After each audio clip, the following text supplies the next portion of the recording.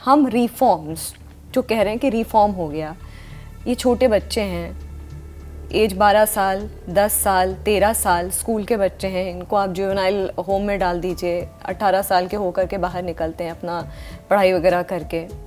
हम रिफॉर्म का क्या डेफिनेशन है इस केस में? हम कैसे कहते हैं कि फलाना पर्सन रिफॉर्म हो चुका है? क्या क्राइटेरिया? रिफॉर्म बहुत इजीली नहीं कह देना चाहिए। पहली बात तो कि आपने 15 से 18 उनको जुवेनाइल होम में रखा और वो रिफॉर्म हो गया, आप उसको वही मिडवे होम में रख के वॉच आउट करो कि हुआ है या नहीं हुआ है। अब आप 5-7 साल वो बिल्कुल ठीक है, उसकी सब कुछ ठीक चलता रहा है, तब आप उसको जाने दो।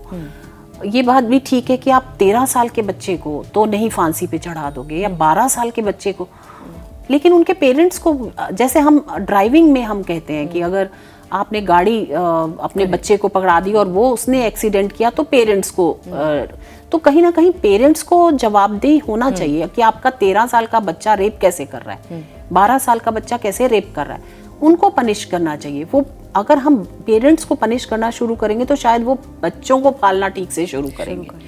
हमने देखा है कि आजकल पेरेंटल गाइडेंस 0 हो गई है।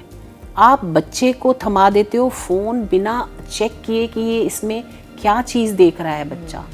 इंस्टाग्राम पे हर तरह की रील है, आप बच्चों से रील बनवा के पैसा कमा रहे हो। यूट्यूब, ये एक टिकटॉक होता था, मैंने उसको बैन कराने में बहुत बड़ा काम किया और मेरे से ही वो शुरू हुआ था कि बैन होना चाहिए। जब मैंने वो बैन की बात करी, मेरे को लोगों ने चिट्ठियाँ लिखी कि हमारी बच्ची पैसा कमाती थी इसमें, हमारा घर बन गया इसमें, और आपने हमारी कमाई खत्म करा दी। तो आप पेरेंट्स का माइंडसेट देखो, आप बच्ची को वहां पर इतनी ज्यादा मतलब आप उसको खुला वो दे रहे हो कि तुम वल्नरेबल हो जाओ और आपके पीछे लोग लग जाएं। आप टिकटॉक बनवा रहे हो उससे, आप हर चीज मीडिया सोशल मीडिया पे डालने लग गए हो। पेरेंट्स की कोई जिम्मेवारी नहीं है कि आप अपने बच्चे को कैसे पाल रहे हो, लड़के को कैसे पाल रहे हो आपने कैसे, वो 12 साल के बच्चे ने रेप कर दिया। आजकल 10 साल के बच्चे ने 6 साल की बच्ची का, 10 साल के बच्चे ने 6-7 साल की बच्ची का रेप कर दिया। आप 10 साल के बच्चे को आप पनिश तो नहीं करोगे, या आप उसको जुवेनाइल होम में तो नहीं छोड़ोगे, लेकिन फिर कौन होगा? कोई ना कोई जिम्मेवार होगा। तो let parents go in the jail. उनको भी समझ आए कि हम अपने बच्चे को कैसे पाला, हम किस तरह की चीजें देख रहे थे, क्यों हुआ ऐसा, क्यों बच्चा नहीं बता पाया। मुझे नहीं लगता 10 साल का बच्चा बता पाएगा कि उसने क्या सोचा था ये करने में। फिर एक तो छोटा प्लेसेस, जब आप गांव से लेबर कॉलोनीज में जाते हो, काम करते हो, एक कमरे के रूम में आप बच्चे को भी पाल रहे हो। दे आर ही सीइंग क्या पेरेंट्स आपस में कैसा रिलेशनशिप है, या सेक्सुअल रिलेशनशिप भी है। वो उसको नहीं पता कि क्या गलत है और क्या सही है, कि ये सही है और अगर मैं गलत किसी और के साथ करूंगा तो वो उसे गलत सही नहीं समझाया जा रहा। हम ना तो वो स्कूल जा रहा है, या स्कूल जा रहा है तो वहां पर भी इस तरह के ही लोग हैं, उसके आसपास भी ऐसे ही लोग हैं।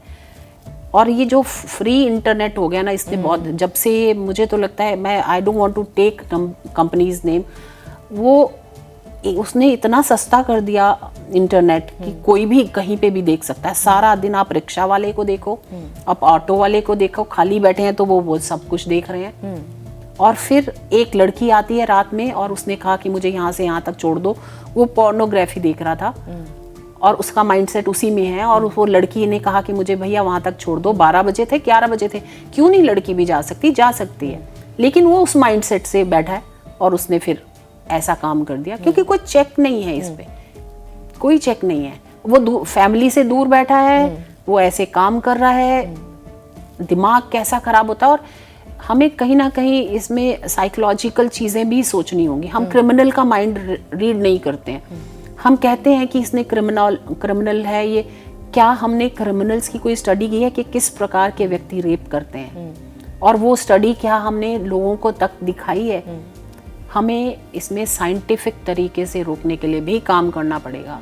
माइंडसेट चेंज करना, ये सब करना, पेरेंटल, ये सब भी है, लेकिन साइंटिफिक तरीके से भी काम करना पड़ेगा। कैसे साइंटिफिक तरीके से? जैसे वही मैं बोल रही हूँ, माइंडसेट, अगर हम आप किस तरह का क्रिमिनल है, क्यों किया था, और वो क्या क्या रीजंस थे, अगर हम ये रिसर्च करें कि किस प्रकार के व्यक्ति करते हैं, उस रिसर्च का क्या रिजल्ट है, उसको हम पब्लिक तक पहुंचाएं, तो कहीं ना कहीं हम लोगों के ऊपर काम कर सकते हैं कि इस तरह के लोग हैं, उनको ज़रूरत है, हेल्प की ज़रूरत है, they are mentally sick people, so they need a help from somebody who can you no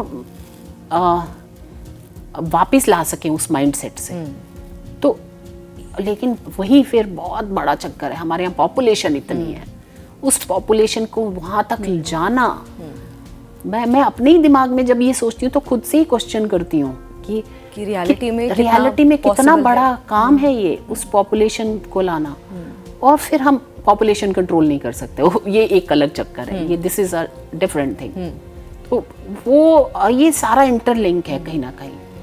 फिर लोग कहते हैं इनको काम नहीं है इसलिए, लेकिन टैक्सी वाला तो जिसने रेप किया था उसके पास काम था, वो तो जॉब पे था, फिर उसने, बहुत लोगों का ये है, कई बार ऑपोजिशन वाले ही बोलते हैं कि सरकार काम नहीं दे रही है, लोग, youth is sitting idle, that's why they are attracted towards crime. No, people who have got jobs, they are doing this. This man who was arrested, he got a job. तो जॉब में था। हाँ, वो job में था। तो there is no this thing कि ये काम करता था या नहीं करता था। ये माइंडसेट है, माइंडसेट है।